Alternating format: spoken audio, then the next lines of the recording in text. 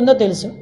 మనం ఎంత దారుణమైన సిచ్యువేషన్ అంటే, అరే గంజాయి ఈ రోజు వరకు నిర్మూలన చేయడానికి 5 సంవత్సరాల కాలంలో కనీసం ఒక రివ్యూ కూడా పెట్టలేదంటేనే విచ్చలవిడితనం ఎక్కడ పెరిగిందో మనకు అర్థమవుతుంది.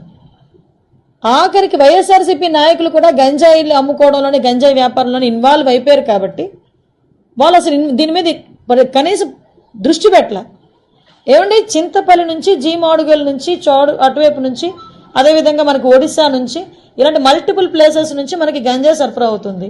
మనకి ఎన్ని చెక్ పోస్టులు ఉన్నాయండి అని డిపార్ట్మెంట్ వాళ్ళని అడిగితే 3 చెక్ పోస్టులు ఉన్నాయని చెప్పారు. 3 చెక్ పోస్టులు ఉన్నాయి. ఎందుకు రాదండి లోపలికి? మనకి వైజాగ్కి ట్రాన్స్పోర్టేషన్ ఎక్కువ, ఇటు ట్రైన్స్ కానీ, ఇటు ఫ్లైట్స్ కానీ, రోడ్ ఫెసిలిటీస్ ద్వారా వ్యాన్లు, మిగతా అన్ని, దాంట్లో ఈవెన్ 2 వీలర్, ఆఖరికి అమెజాన్లో కూడా పెట్టుకొని అమ్మేసుకుంటున్నాడండి డ్రగ్స్ని. కర్రీ లీవ్స్ అని పేరు చెప్పుకొని అమ్మేసే పరిస్థితి కనిపిస్తూ ఉంది. నిజంగా ఇది మనం చాలా సీరియస్గా తీసుకోవాల్సిన ఇష్యూ. అంటే అంత క్రిటికల్ సిచ్యువేషన్లో ఈరోజు వైజాగ్ పరిస్థితి ఉంది. నేను ఎందుకు దీని మీద ఇంకా ఛార్జ్ తీసుకోకుండానే నేను రివ్యూ పెట్టానంటేనే ఒకసారి దీని సీరియస్నెస్ ఏంటన్నది ఆలోచించండి. నేను ఇంకోటి కూడా చెప్పాను, టాస్క్ ఫోర్స్ ఏర్పాటు చేయండి.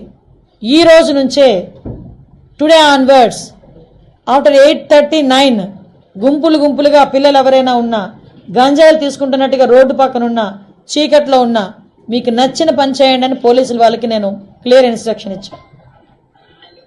అట్ ద సేమ్ టైం ఈరోజు కొంచెం మరీ ఇంకోటి విషయం ఏంటంటే, స్మెల్ డిటెక్ట్ చేయాలి.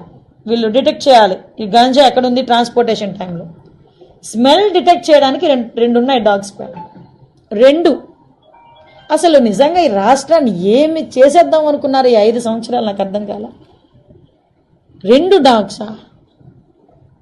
కనీసం వాళ్ళకి ఇంకొకటి ఏంటంటే, పోలీసులు చెప్తా ఉంటే బాధ అనిపించింది, సీజ్ చేసిన వెహికల్స్ని వేర్ హౌస్ అనేది కూడా లేదు ఈ రోజు వరకు.